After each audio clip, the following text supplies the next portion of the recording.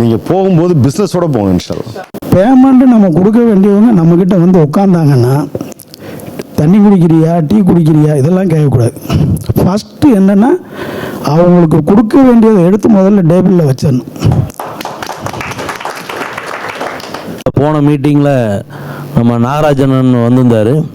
அவர் வந்து பார்த்திங்கன்னா நம்ம இப்படி பேசுகிறத கேட்டுட்டு நம்பர் வாங்கிட்டார். அப்புறம் அவருக்கு செஞ்சு கொடுக்குற ஒரு நண்பரை அனுப்பிச்சி விட்டார். அவர் நம்மகிட்ட வந்து ஒரு பர்ச்சேஸ் பண்ணார். ஃபஸ்ட்டு நமக்கு இந்த மீட்டிங்கில் வந்தேனுமே எனக்கு ஃபஸ்ட்டு ஒரு ஆர்டர் ஒன்று கிடச்சிது. அழகிரினால் நல்லா மாதிரி போயிட்டு இருக்குதுங்க.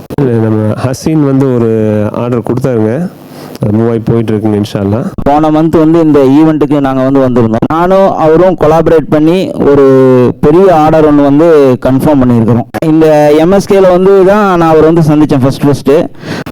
இதுக்கு வந்து எம்எஸ்கேக்கு வந்து நாங்கள் வந்து தேங்க்ஸ் சொல்லிக்கிறோம். இன்றைக்கி மீட்டிங் ரொம்ப நல்லா இருந்தது.